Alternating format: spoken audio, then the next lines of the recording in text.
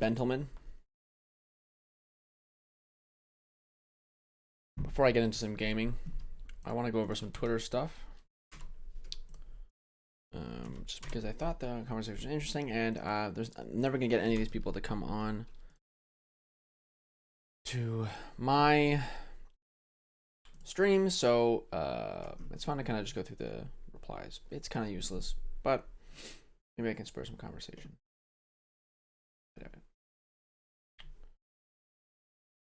Second.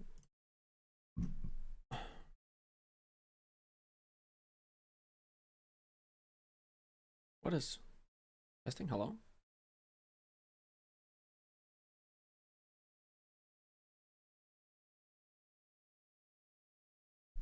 My headphones just not on?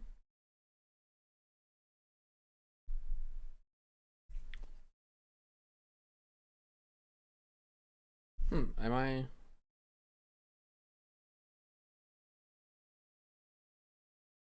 Oh, that's good.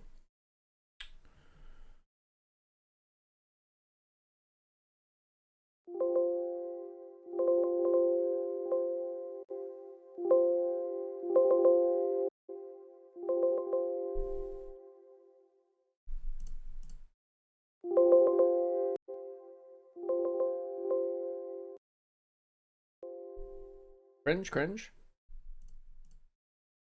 Yeah, I can hear it. Okay. Agreed. Don't happen there.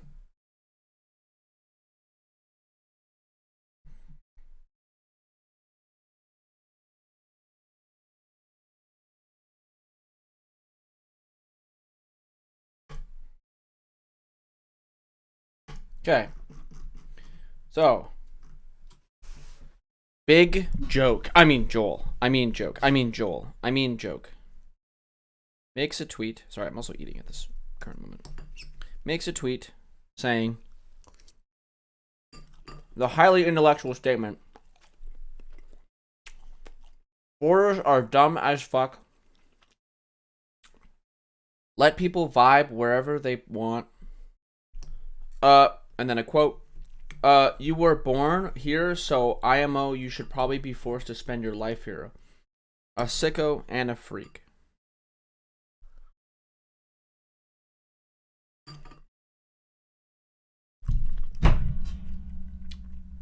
Now, in an alternate reality, I might agree with him. I probably would agree with him.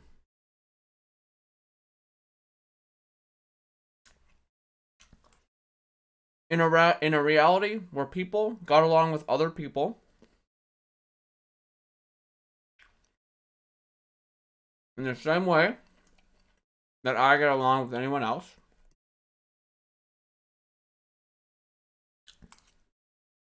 which is not based on race, sex, or religion, which we know we will never get to.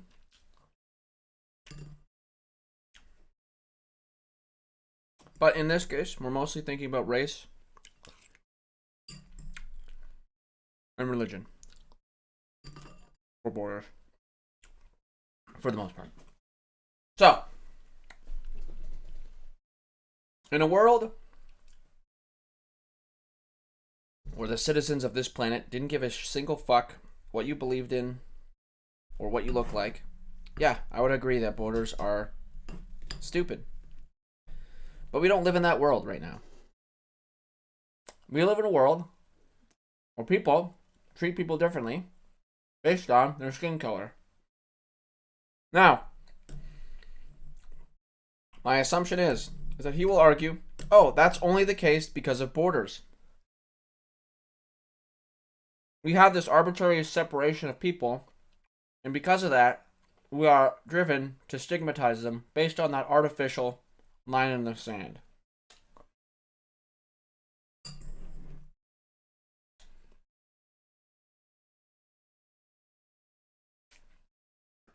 And sometimes he'd be right. Sometimes wars were started simply because of the placement of an arbitrary line on the ground. But, for the most part, problems arise from people inside those arbitrary borders for other reasons as well. The United States, Canada, every nation on the planet has dealt with some kind of strife based on differences between people. Opening up the borders doesn't solve this issue.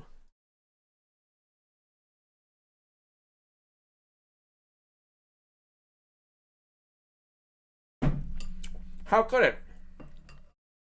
How could an international federal issue solve the day-to-day internal social issues that we deal with? Well, you may argue, immigration is an internal social issue because we view other people coming into a country as different and therefore we stigmatize them. Sure, but you don't view every single person in your own nation as the same.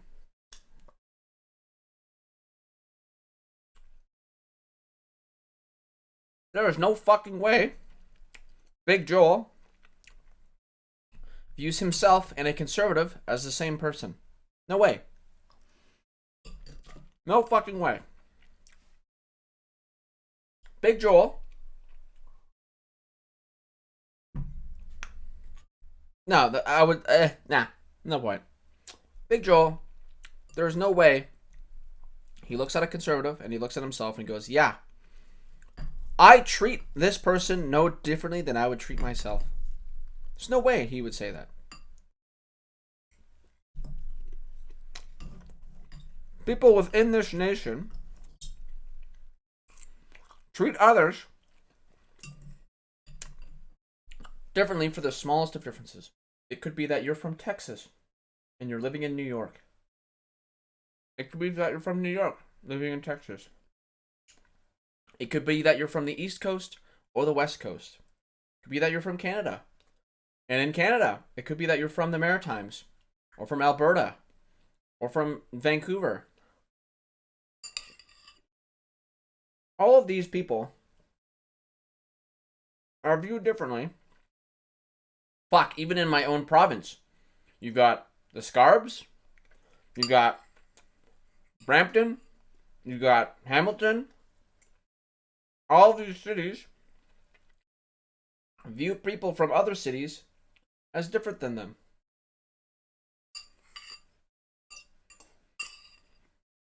You have the Sioux.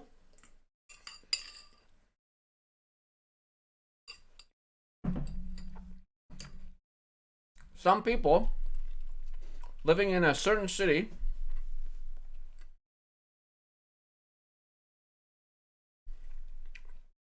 will die by that city.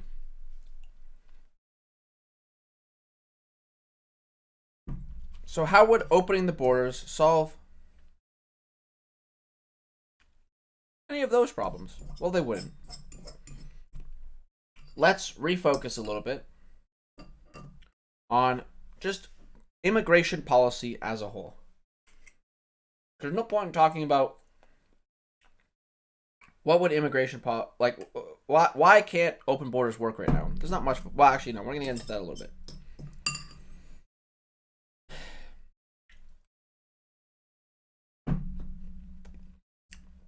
What we're gonna talk about first is what is. I want to go into what is open borders, or I want to go into what is the purpose of border policy in the first place. Now, we'll go into what open borders is. To my knowledge, open borders is the belief that things like passports, things like citizenship, things like, border crossings, border checkups,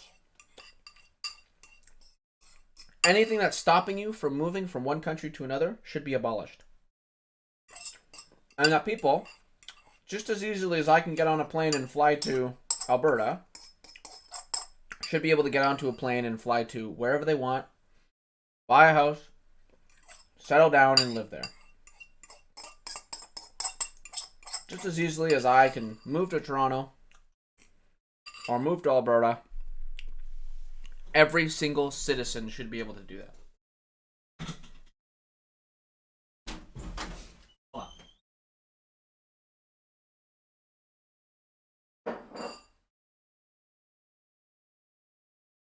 that is, to my knowledge, what open borders policy is. Hold on.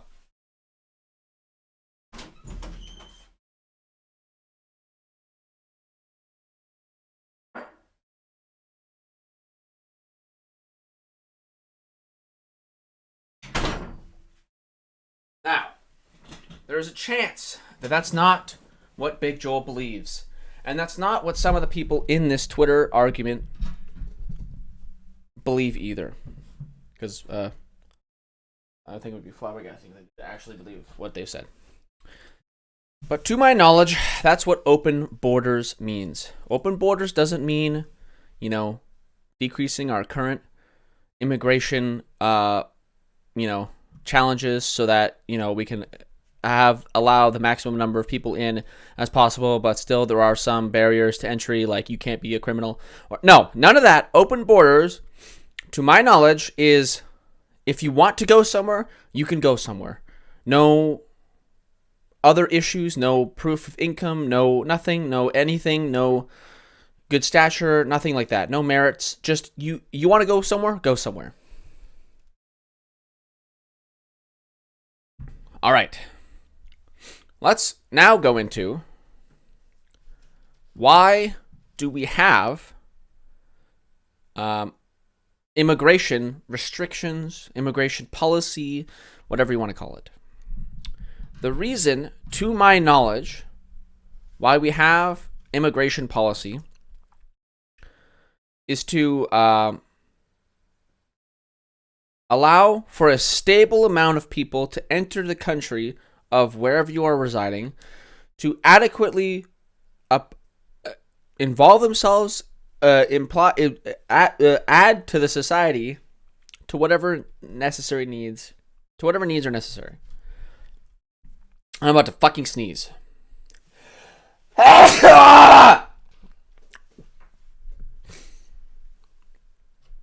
So, what does that mean? I'll use my country of Canada as an example. Currently, our immigration policy is to fill a growing void in workers of any kind. We have an aging population of naturally born Canadians, and we need to subsidize their retirement with and our ever-growing economy with more immigrants, because we have a declining birth rate. So to keep the job market available, we need to immigrate. We need to have immigrants instead of just hoping that our population keeps up naturally through birth, because it won't, because we have a declining population birth rate. Anyways, so the point of immigration policy in Canada is to fill in the gaps that are being left open by our aging society. Wow, my mouse is just fucking disgusting. Holy fuck. Wow, I'm gonna clean that in a second. Jesus fucking Christ. Anyways. So, what does that mean more specifically? Well, to immigrate to Canada, you need to have a high income.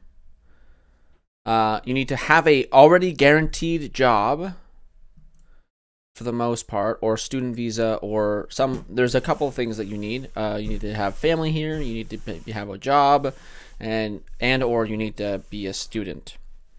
We have relatively lax immigration policy for other characteristics. Basically, the only thing that's stopping you from immigrating here is income. I need to put my phone in, so I die. So, for you to be able to immigrate here, basically, you need to be middle class to upper middle class in Canadian society. And what that means is you need to be able to make, as an individual, I think around $50K basically is what gets you into Canada.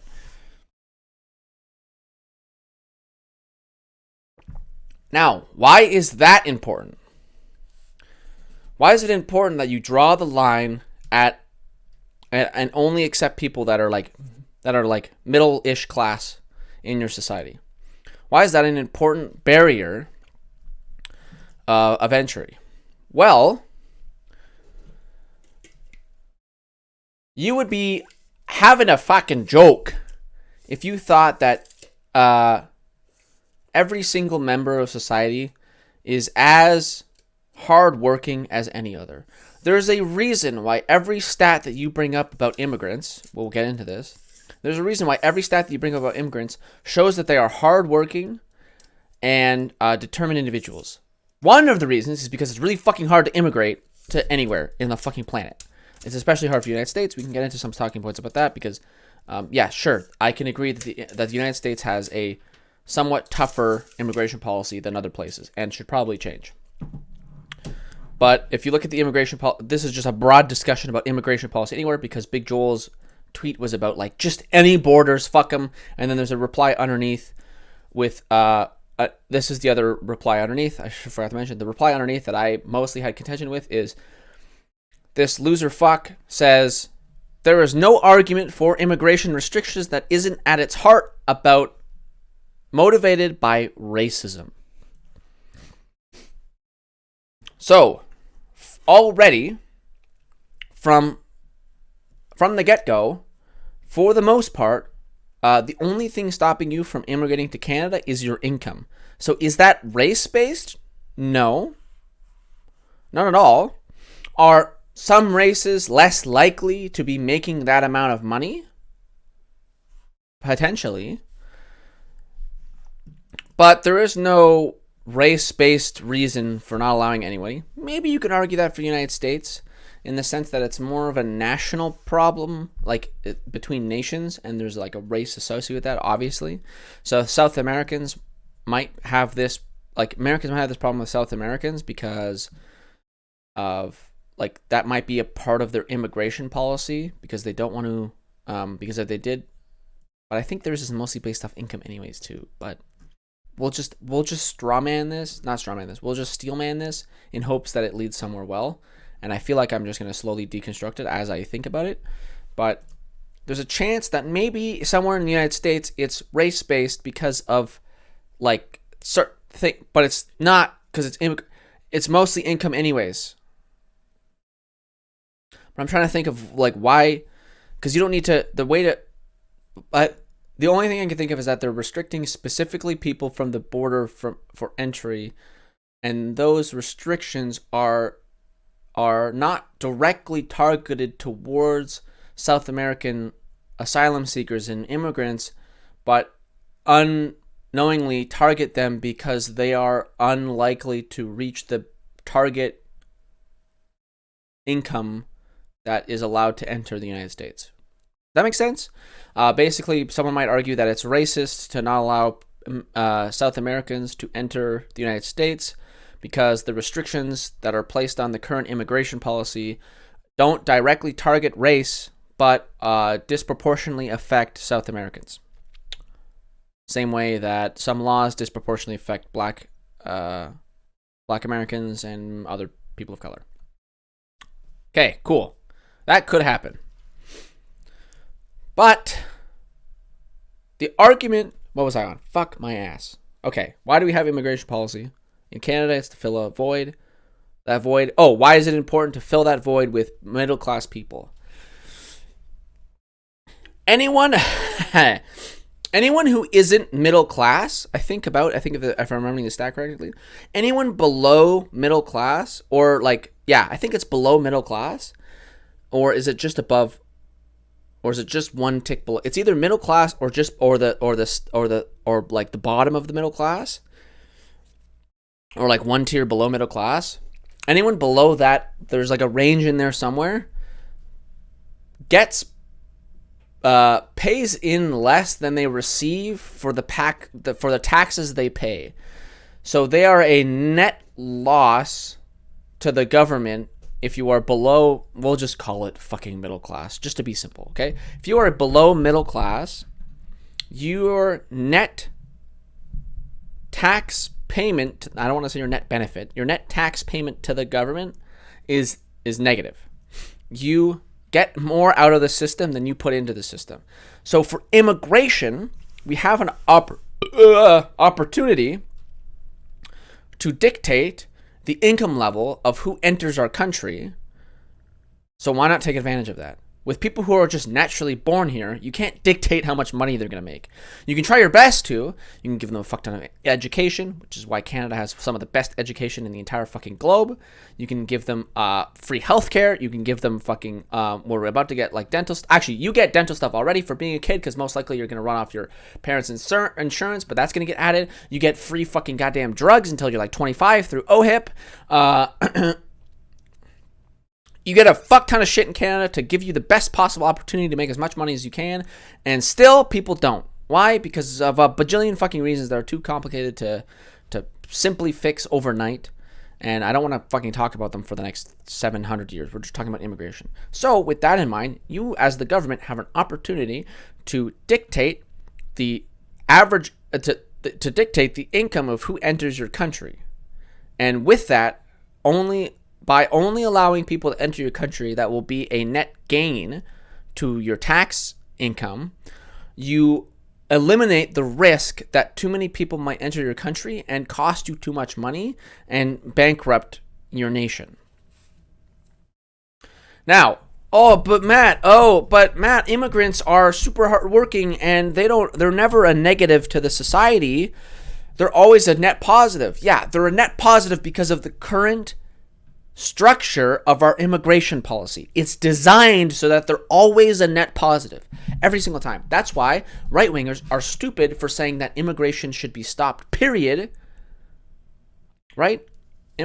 Right-wingers in the United States and Canada want to just stop immigration, period. And that is the dumbest fucking thing possible, because more immigrants to nations like Canada, stuff like that, gives us more of the shit that we need in simpler terms.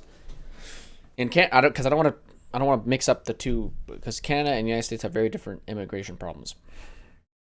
United States doesn't need to fill a jobs gap with immigrants. Canada does, because we are just a smaller nation and we want to grow our population. The United States doesn't really need to grow their population further, to my knowledge. So yeah, you can design and craft and allow only people that meet your needs as for immigration policy. Now, is that unjust and everyone should just be allowed to go wherever they can? Well, maybe, but why aren't they? Well, I already brought up that if we had an open borders policy and anybody can go anywhere, because we would still probably have nation states, because we're not running off of a world government, there's a really good chance that because we have all the flashy shit here in North America, that a fuck ton of people that aren't middle class will come over to the country, plop their ass down wherever the fuck they can, and then just be a net negative to the society in terms of tax revenue, and which could lead to destabilization in our systems because we can't afford them anymore because too many people take stuff out and don't pay enough in. Now you might ask, well, Matt, just tax the rich people more. No, that won't really work. Yes, rich people should get taxed probably a little bit more, and you can scrape off the top a little bit more money and fund some things with that. But just annihilating the middle class and just kind of reducing the middle class to a very small percentage of your population is a really bad idea. Dropping our GDP per capita really fucks your country up. Okay? That's the problem. Yes, taxing the rich more is a good idea. A little bit, to an extent. I don't want to say just like broadband fucking... I don't want to say... Because I don't want to say tax the rich like some fucking left-hard. So let's say tax the rich. Taxing rich people more is a good idea. Lowering our GDP per capita, not a good idea. So, how do we not lower our GDP per capita? Well, we choose who comes in here based on their income. Done. Okay. Now, so there's that point. Why else, looking away from Canada, why else would nations want to restrict who can enter their country? Well, if we look at places like New Zealand, so this is just pragmatic. Why do people restrict movements between nations? This is just a broad look at like why pragmatically it's allowed, and then we can get into kind of the more sad truths about the world. So if you look at but back to the first part, the one of the reasons why like open borders is kind of a useless statement anyways, because if we have a global government, there's no such thing as open borders because the whole globe is run by a government. So the term open borders also necessitates the need for nation states, and the problem with that is that certain nation states can't afford a fuck ton of people. Well, sorry, nation states in general can't afford a fuck ton of people moving towards them, and other nations can't afford to just have their people get leached the fuck off of them, and it could cripple them. So why I bring up this isn't really important is because let's say tomorrow, boom, snap of the fingers, open borders. Anyone can move wherever the fuck they want to go. Where the fuck do you think they're going to go? I could think of 3 locations in North America. How do I want to lift up 3? This? 3 locations in North America that people will go. Number 1, LA. Number 2, New York. Number 3, Toronto. Okay? Those are the 3 places I can think of in North America that people will go towards. They will flock there like motherfuckers. This has already happened and is already a problem in LA, where LA struggles from urban sprawl. Why do they have that urban sprawl? Well, a fuck ton of people decided to move there from all across the country. By the way, country, so they didn't have to deal with the immigration thing. It's open borders inside the United States. So if they're dealing with this problem inside their own nation, who knows what would happen on a global scale. So within their own country, the United States has an open borders policy within its own country, right?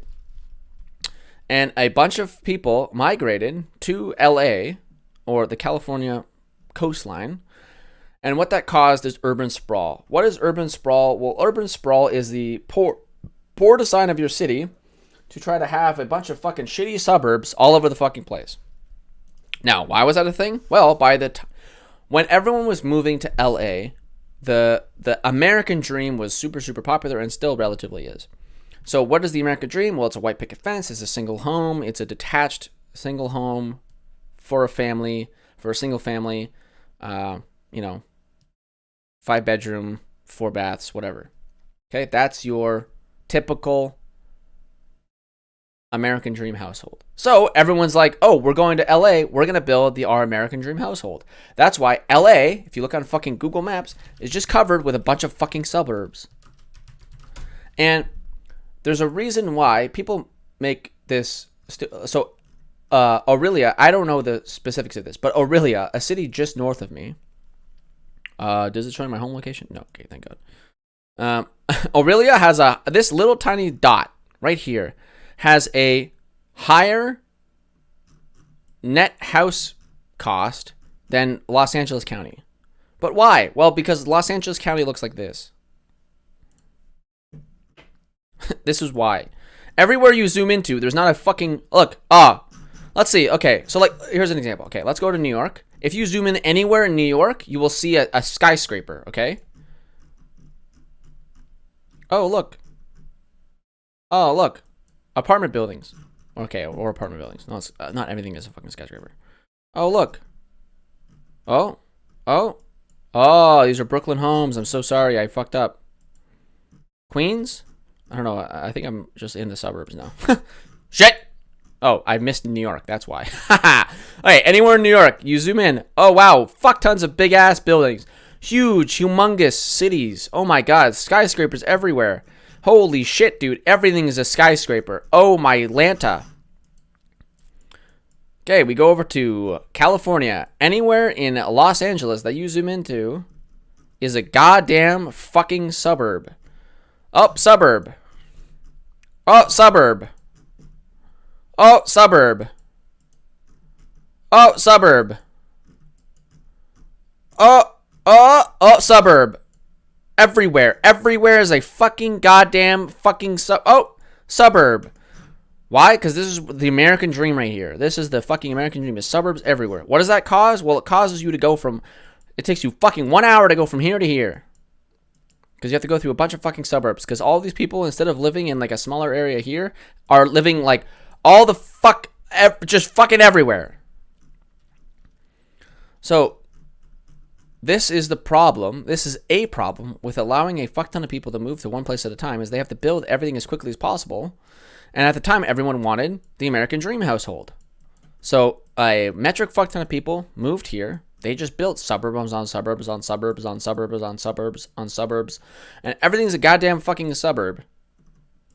And everything is a fucking massive clusterfuck because so many fucking people moved here so fast. They couldn't accurately plan out and properly plan out a city. They just gave the people what they wanted, gave them land, sold them land, and moved the fuck on. No restrictions. Just here you go. Here's some land. Build a house. Okay. You want suburbs. Everyone wants suburbs. Okay. Suburb. Now you have this horrible, fucking, disgusting, fucking goddamn urban sprawl bullshit. Okay. In Toronto, you don't have that problem. You might find some suburbs. I believe these are all suburbs, but these are all getting converted into apartment complexes eventually. These will all eventually turn into apartment complexes because we are slowly increasing the size of Toronto. So there's a map of it somewhere, but fuck, I can't show it. But anyways, there's a lot of suburbs in Toronto, like over here, stuff like that, even though I think these are a lot of these are really tiny houses. Anyways, you got the big city of Toronto over here, blah, blah, blah. And then you get into some like more suburbs. But basically, as the city grows, everything turns into more skyscraper apartment complexes. As a city should. So that's an example of mass migration within someone's own nation. So what do you think on a global scale will happen? Everyone's going to fucking move to LA, New York, Toronto. Fucking Las Vegas. Like, everyone's going to move here, okay? Nobody's going to move. Fuck it. I'm not even gonna look at other countries. Nobody's gonna move to fucking Saskatoon, okay? I can't even find it on a goddamn map. Where's Saskatoon? Right there. Nobody's gonna move to Saskatoon. No one's gonna move to fucking Fin Flon, okay? No one's gonna move to fucking Alberta, okay? Alberta's already having a mass fucking exodus because of the massive fucking failure of a government that they have over there, okay? And their absolute refusal to move to green energy and to just absolutely cocklick the shit out of oil. So, okay, so now we have some economic reasons, some internal nation-state reasons. So now let's go into, I think I've mostly gone over to like the pragmatic reasons why you shouldn't, why immigration restrictions are important. In summary, it just allows you to control the growth of your nation as you please because we don't live in a global government. We don't live in a global. We have a globalist society for the most part. We've been more globally connected than ever before, but we still don't have global nations. Even the EU and interconnected are still like each nation inside the EU is treated very differently than any other. The United States is basically a bunch of nations inside one nation, slightly more connected than before. Same with Canada, because we have fucking huge goddamn fucking separations of land. There are different accents based on where the fuck you live, right? Someone in Newfoundland and Labrador speaks a hell of a lot differently than someone from British Columbia. Ontario, Quebec, two different languages, French and English. Manitoba and Alberta and all the prairies sound totally fucking different. You got your typical Canadian A voices coming over here. You got your who the fuck knows what to call the Newfoundland and Labradors, like the Halifax fucking Newfie speak. Okay, you got Newfie speak, French, English for the most part, even, but kind of, you get your stereotypical American English, kind of, no accent, I'll call it, because it's my fucking language, okay? And then you have more stereotypical Canadian speak. You have some French speaking over here. And then you have your more stereotypical Canadian speech. And then you have Vancouver, which has a lot of Asian cultures. For the most part, I think they do a little bit of Canadian stereotypical speech and whatever else is going on. I don't really care. So, even within nations, there are many differences that we separate each other on. So just boom, overnight open borders isn't a great idea. Now, to reaffirm my position, that's an important thing I should do. What the fuck is my position on this?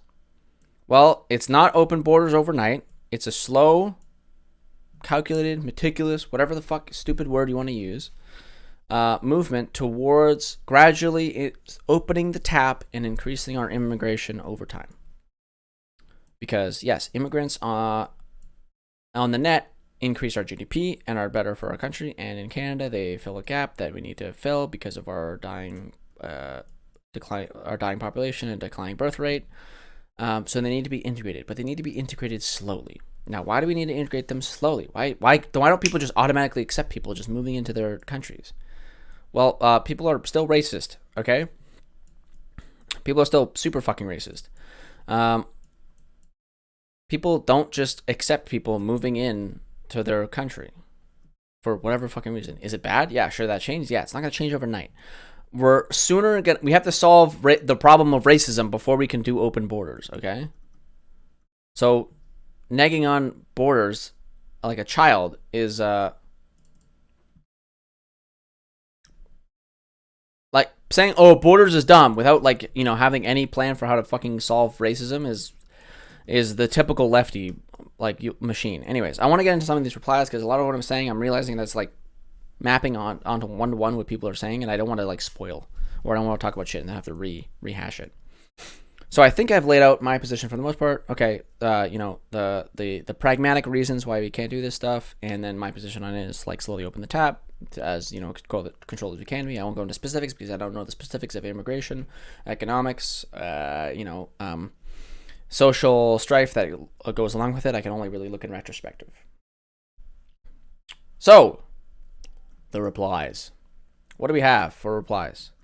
Well, we have, you know, there's no argument for immigration restrictions that isn't at its heart motivated by racism. We've already brought up a couple already, so we don't need to go too much into there. I reply with a basic, you can't think of a single economic or environmental or spatial reason why just freely allowing... Oh, I forgot to go over New Zealand. I am so stupid. Okay, hold on. One pause. If we look at New Zealand or other nations... Oh, I forgot to go into the negatives as well. Fuck. Okay. Oh, no, the negatives is just people are racist. The example of that is Japan. Japan, tomorrow, somehow, magically, if God King Emperor Biden walked over there and just said, Japan, you're open borders right now, there would be a horrible fucking race war in Japan in the next 10 years, okay? Japan, people will say, oh, Tokyo, biggest city of all time, doesn't deal with urban sprawl. Yes, the reason for that is because Tokyo has been meticulously designed and geniusly designed over hundreds of thousands of years with the same population. Tokyo can have this big-ass city because they're capable of doing things slowly because they don't allow immigrants into their nation because they're hyper-fucking xenophobic, okay? So, yeah, congratulations. Oh, wow, Tokyo is a really good, well-planned-out, super dense city. Yeah, Tokyo also doesn't have fucking massive immigration because Japanese people don't like immigrants. So that's another reason. Well, okay, certain nations just don't like immigrants. Japan is one of them. Super xenophobic. I mean, fucking most of Asia is super xenophobic towards other people. We have fucking Europe, which again, we'll go into this in one of the replies, but one refugee crisis, one single refugee crisis caused fucking the United Kingdom to leave the EU. France to have a bunch of problems with Muslim people and like borderline just causing them to almost like not exist, like almost banning their religion. Like just so much shit happened in Europe because of one refugee crisis. One.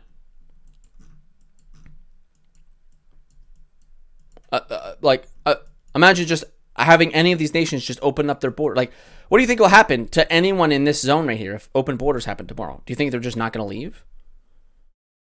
Everyone here is running away from this place as fast as fucking possible. Anyone here is running away from this place as fast as fucking possible. Anyone, like, not to say that these countries are bad places, right? Like, India has great history and culture and a bajillion other things, but these aren't first world countries.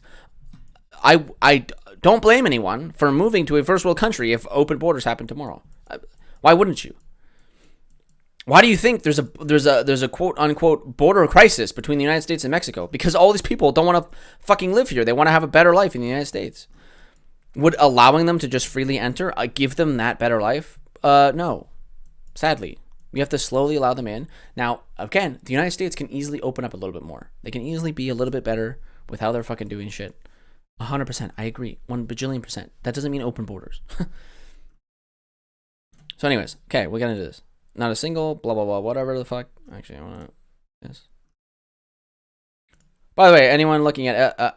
LA has this problem, and that's because of American citizens not immigration. Everyone for the past decade, if not multiple decades, wanted to move to LA, and now LA has a massive urban sprawl problem because it had to deal with this so quickly, and it fucked it. Further clarification: American citizens mostly. American citizens mostly. Some immigration has affected this, of course, as well as South American refugees/asylum seekers, both, but mostly just everyone wanting to move to LA as a whole. This is just a clarification to, like, you can't think of a single economic thing. One of them is inside the nation of the United States. They've already dealt with this problem, and they have an open border policy, right? Like, anyways.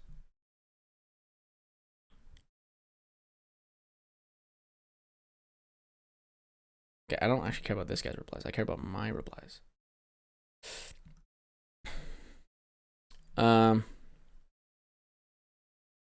Based on studies and evidence, no, this person's fucking brain dead. And self-admitted to be acting in bad faith and trolling, by the way. You'll see later. Any studies and evidence you have looked for at this current immigration policy? There is no, this is from the current immigration policy. There is no evidence these stats would stay true of immigration policy with loosening further and other immigrant, blah, blah, blah. Basically, what I'm saying here is that, like, these things don't scale one-to-one. Just because we see, like I said before, these are designed to be net benefits. Immigration policy is specifically designed so that every immigrant that enters this country has about a 99% chance to be a net benefit to the country. Of fucking course. It's designed that way. That's the whole point. That's the whole point of bringing in immigrants into your country, so that they are a net benefit. Why else would you bring in immigrants into your country? To be net negatives? Right? So, yeah, of course, you know. So I bring up that mass refugee crises are like an example of what open borders could do to your country, and that holds true, because what's the difference between a refugee crisis? Because most countries have a refugee status of basically just let in as many refugees as you can and deal with them once they're in the country, for the most part, like any NATO nation has this basically policy. Just let everyone in, kind of deal with them after, to an extent, depending on your location. Right, like obviously Canadians didn't take in as many Syrian refugees as anyone else, and we didn't have to, because, like, you know, some of them didn't want to get over here. Anyways, we basically let in as many refugees as possible, Western societies, whatever, and then kind of dealt with them afterwards. And we saw the problems that it brought. The United Kingdom left the fucking EU because of it. Blah blah blah. Don't care. Okay. Correct to a point. However, wealthy established nations with strong infrastructure can handle a mass influx. The United States has shit infrastructure. Don't know if you've heard of this.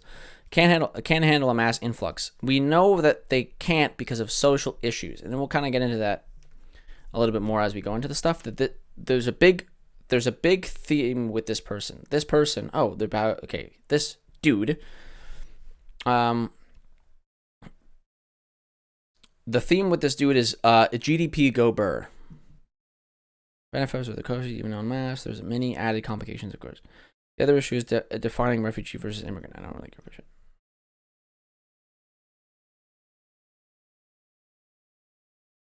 You can't think of a single economic or environmental reason why letting people go wherever would improve everyone's lives. More efficient land use, ease of doing business, more equal economic development, higher cultural interconnectivity.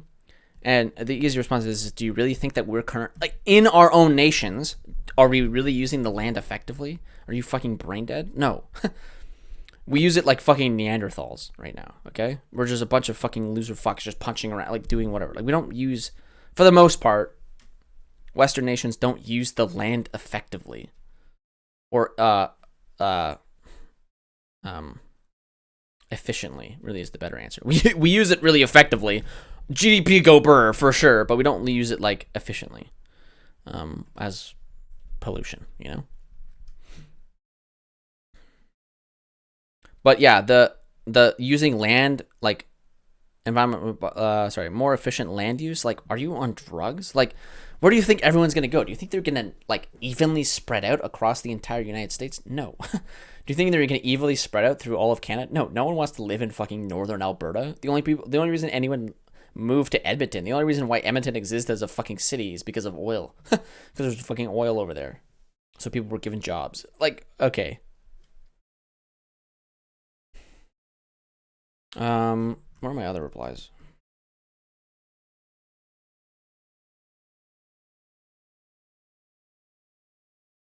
I'm just trying to find the thread. I just could find it through notifications. Fuck it.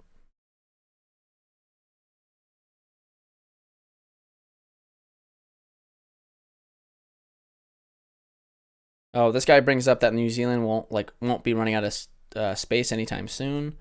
Which for New Zealand, again, it doesn't really matter so much about space. Like, space is a problem, but the more people that you allow into your country, the more susceptible you are to accidentally allowing in invasive species. So in New Zealand, if you bring over a invasive species, it could be a fucking bag of seeds. New Zealand, I think Australia, the same thing. a lot of Asian countries just north of them. So I keep on calling it Insula India because of fucking Hoi 4. But Indonesia, Singapore, fuck, what other nations are right there? Anyways, all of those nations, and the Philippines, all those nations don't. If you bring in like a fucking seed of an invasive plant species, you could get deported for that and banned from the country forever. Because they take their environment super, super seriously. So having an open borders policy would 100%, like places like New Zealand and Philippines and all these like places that want to keep their ecosystems as pure as possible, whatever that means, will literally never have an open borders policy because there will always be a check-in for every single person entering that nation so that nobody brings in an invasive species that could destroy their fucking ecosystem, okay?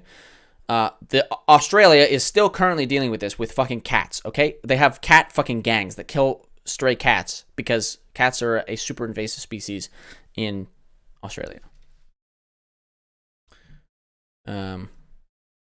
So, like, for nations like New Zealand, there's no such thing as an open border policy. And even if we had a global government, there would be certain areas of the world that you wouldn't be allowed to move into. There would still be borders because like certain areas should be preserved for their natural beauty. However you want to find that, or ecological means and stuff like that.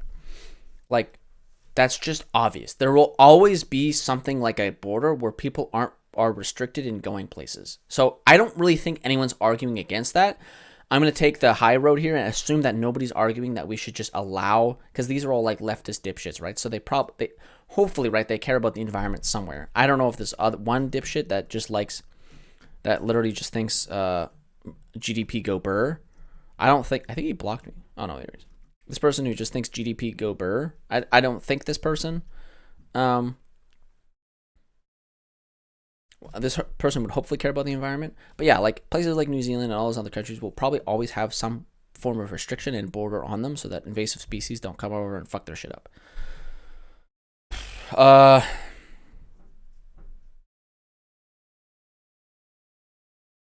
More mentions just help me more, thank God. Okay, so we'll go over a couple. I don't really want to go through this much more. I think I've given my position. I don't really need to go through other people's stupid fucking takes. There's only a couple that I really care about because this person just thinks GDP go bird. This person really just doesn't give a shit about any like social issues. And I'd rather just talk to this person about them instead of just thinking of what they think about. When in the modern age among the criteria I've offered have we seen mass immigration be a problem or cause an unstable, should be instable, right? Unstable, instable, instability in a country. Unstable society, even temporarily. The reality is we don't even have mass immigration anymore unless it's from refugees. So this motherfucker missed that the EU got socially fucked from the refugee crisis. The United Kingdom left the EU specifically as one of its key reasons for leaving the EU was the refugee crisis. The people of the United Kingdom did not want refugees. Absolutely did not want any refugees. And the EU was forcing them to take refugees. I think the EU had a broad rule that like each nation would take like 1 million. Or like depending on where you were. I think the UK had to take less because they were farther away. But like from where like the closest people to Syria, they would get the most refugees and then it would kind of spread out from there. And each nation had to take on a certain amount of refugees as like a rule. And the UK was just not having that, and it caused them to leave the EU. I don't know how the fuck this person missed that, saying that they studied it. That's why I believe they didn't fucking study any of it, and they're just pulling the shit out of their ass. And one of the reasons why I don't want to go through this stuff too much is because there's a lot of just grandstanding about this person asking me to cite my sources when this person hasn't cited a single fucking source of their own, and we're just having a conversation between each other, and this motherfucker's like, cite your source, but hasn't cited any of their sources. I will cite my sources if you are also citing your sources. Sometimes I'll enter a conversation citing my sources, but the way I entered this conversation wasn't really in a way that I need to cite my source. All I asked was like, well, actually, I don't know specifically about this person, so maybe I could have cited my source on the first one. But a lot of this doesn't really need sources to cite. I could look into them and stuff like that. Like it's more of a broad spectrum kind of view of things, where like you can just kind of like it's hard to cite the source on like, oh, why the fuck is the United Kingdom opposed to Syrian refugees? Like, there's no source you can really cite on that besides, like, you know, the general idea you get at from reading stuff and everything like that about, like, the social conditions in the United Kingdom. I can't really cite that source unless, of course, I, like, open up a fucking, like, unless, of course, I link this motherfucker a whole, like, Google Docs with every single source. But there's not, like, one site, like, the source I could cite is basically what I'm saying. So yeah, this person missed, I think I mentioned that. The EU, yeah, border will fix that, blah, blah, blah, blah. Yeah, okay. Like, France went anti-Muslim, basically, hardcore because of it. Fucking, because of that whole refugee crisis, fucking Quebec went, like, anti-Muslim. Like, Jesus. You're arguing about cultural acceptance. I'm arguing about legal proceedings and immediate benefits for all involved. Immediate benefits? No, for the most part, when immigrants get here, it takes some time before they start benefiting the nation. Why? Well, actually, technically, they start automatically benefiting the nation because they have to pay so much money to get here. But again, that's due to the heavy restrictions we have that's due to the border policy we have. You have to pay a fuck ton of money to lawyers and a bunch of other shit and, like, doing a million things just to get into the country in the first place. That's why they are an immediate benefit to the nation, because of the border policies. So I'm just looking at this from like just the person, just the individual as the immigrant. They don't start contributing to the country until about a year or two in, because they need to find a job. And finding a job, this is why your visa lasts you about a year. It should take around a year to do. Most people find a job within a year at least, so you have a year to be kind of living here.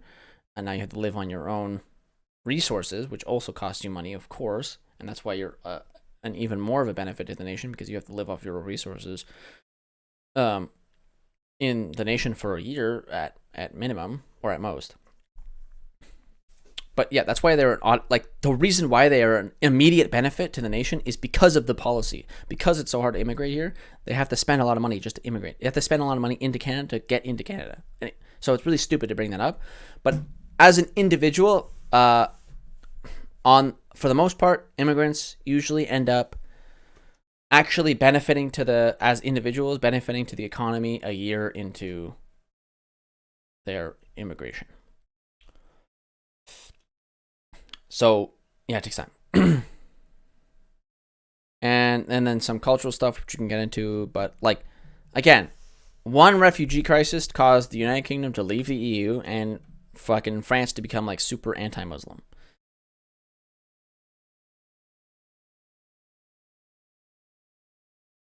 This guy never answered me here because I think I just said that I do work with a lot of immigrants because I'm in Canada and I'm near Toronto, so I work mostly at school. I would work with them more. The school I go to has a lot of international students, like far more than there are domestic students, so I work with a lot of immigrants there. In my current workplace, I work with a lot less immigrants. But that changes if I am ever sent to like a job site. Anyway, it's just different. But I have worked with a lot of immigrants, so maybe that's why this guy just didn't answer, because I do. So I don't know. Trolling him.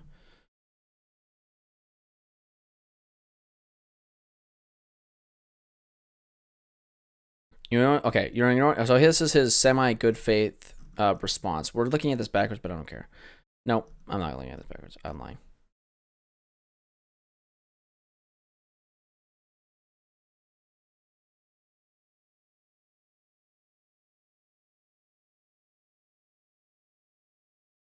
I just brought up a metaphor. Like, the metaphor doesn't have to be true for the metaphor to work.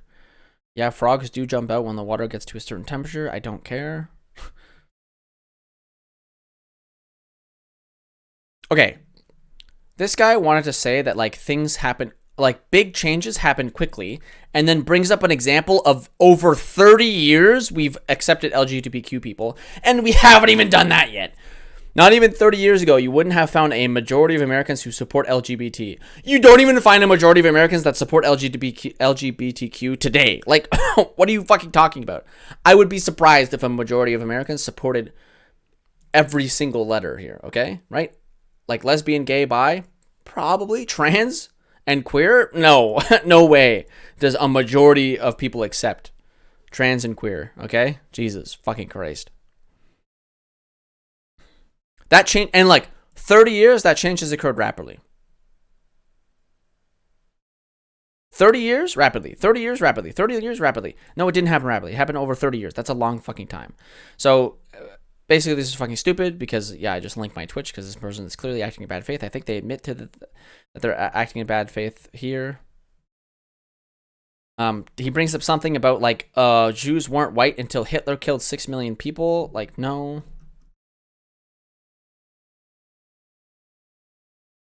I think for the it depends on where you are Jewish, like where your Jewish ethnicity is from, for the most part. Because Jews in Poland have always been recognized as white people until Hitler decided to call them. Well, Poles were considered white people. I think there has been a long-standing stigma against Jews in Europe. So I don't know what that guy's talking about, anyways. So I think that's just him, like, admitting that he's trolling.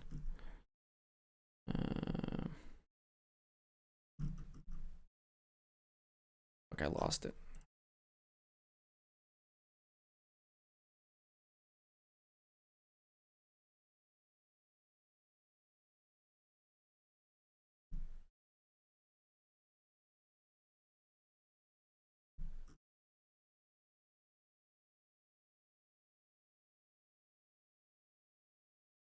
Let's go back up from this.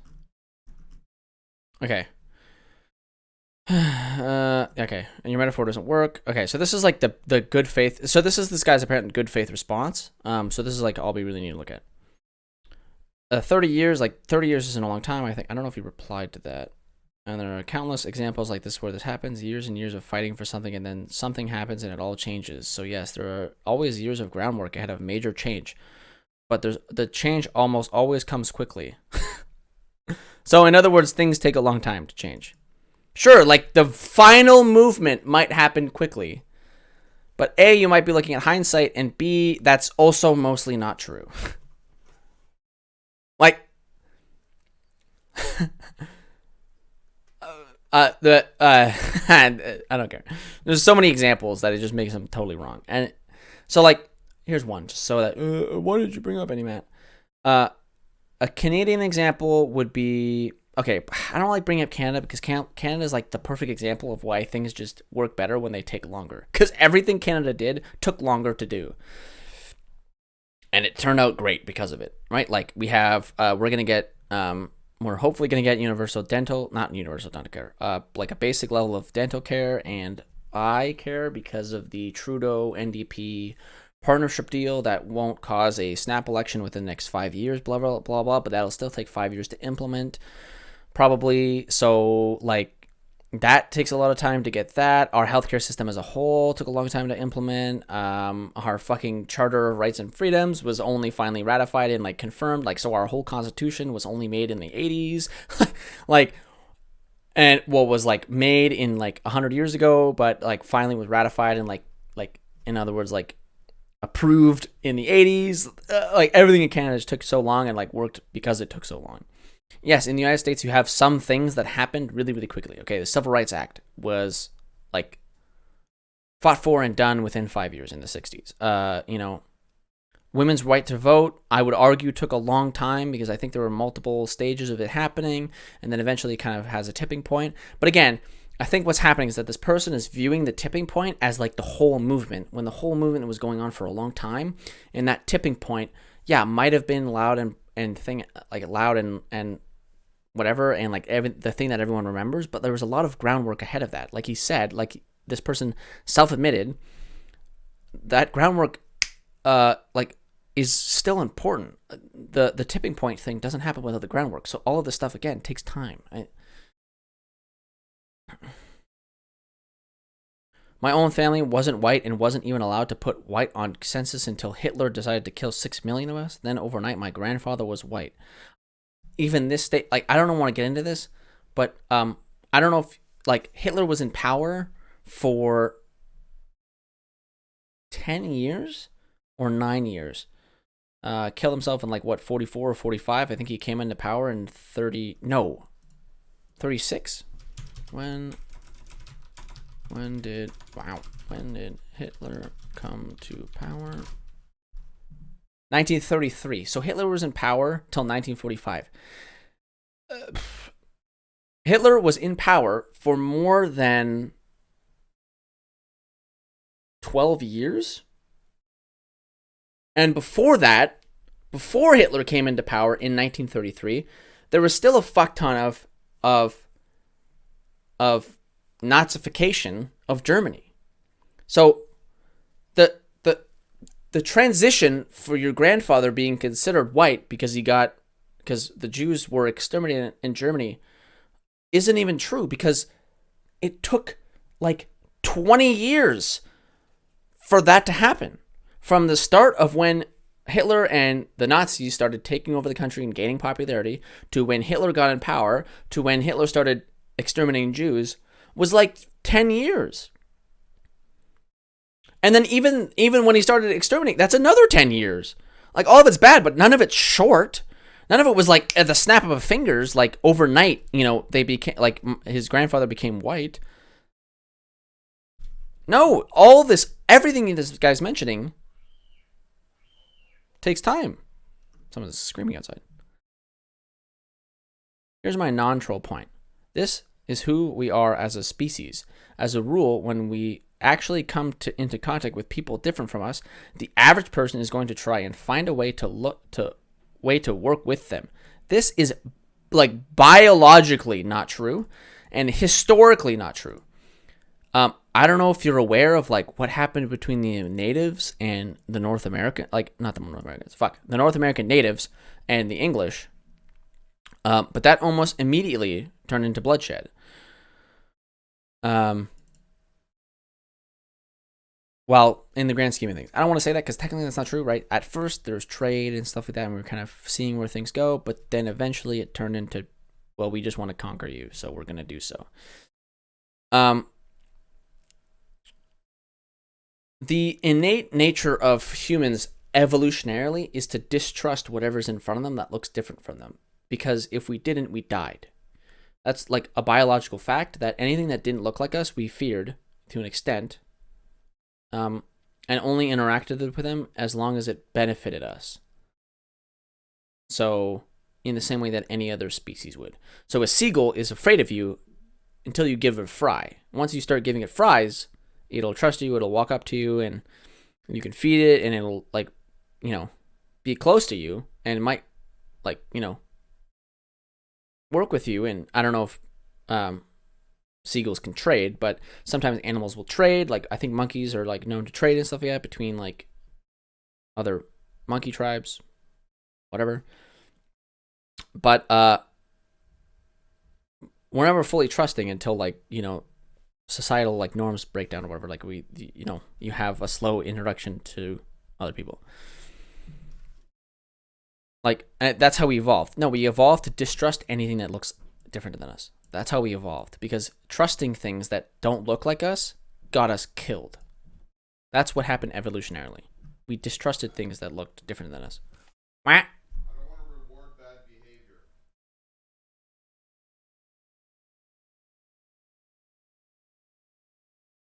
behavior. Okay. What did I... Oh, I probably had the bag out? I don't know. Where did I leave off? Oh, the Tupperware probably. Yeah, true. I probably did leave that. Embarrassing. Whoopsies. So we evolved. That's exactly what has happened. Yes, it's not easy. Yes, it has been. It hasn't happened quickly. So 2 seconds ago, this guy said it happened quickly, but it hasn't happened quickly. So he just lied. Data shows that more and more immigration policy helps and protects immigrants. More open immigration policy. Again, this stat that he's looking at, where he got his article from, is built on the backs of a slowly incremental immigration policy. Yes, more open immigration policy helps to protect immigrants, but that's also in reference to already slowly increasing immigration policy.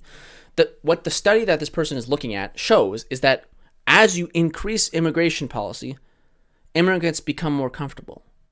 But that doesn't mean that if you open it all the way instantly, it'll, like, the solution will come to us faster. No. The studies show that as you slowly do things, it slowly becomes better. And rapid change causes the social strife. The slow incremental change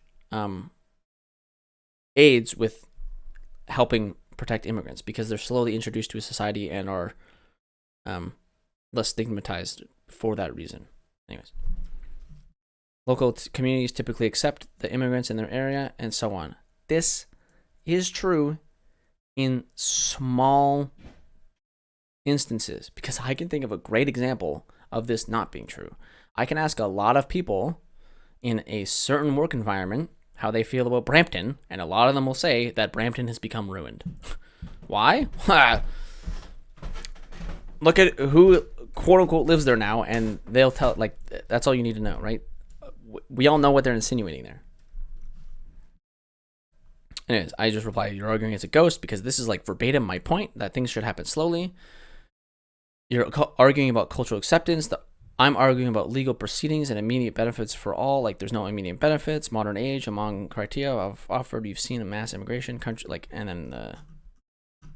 then he forgets about EU thing.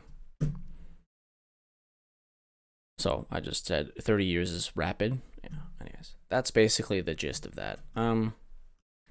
I don't know if there was more mentions from somebody else. I don't think so. Blah, blah, blah. I think it's just this guy being absolutely brain dead. Yeah, this is hockey stuff. And then some DGG shit. More brain deadness.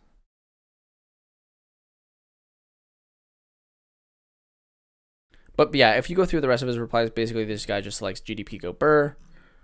He multiple times just kind of references the GDP growth, like, oh wow, immigrants like are so good for our economy. We should just let more in. But that's just GDP. Like, yes, allowing more immigrants in your country makes GDP go burr, but that doesn't mean like your country's doing fine, right? China has a great GDP. I don't think any of us would argue that that's like a good country to live in.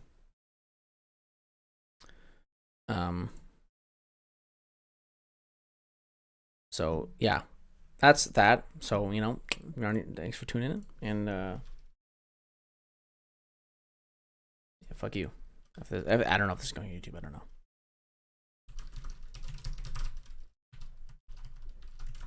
Oh, come talk to me. That's what I want. If you're out there and you want to speak to me, come speak to me, okay? I'll find you.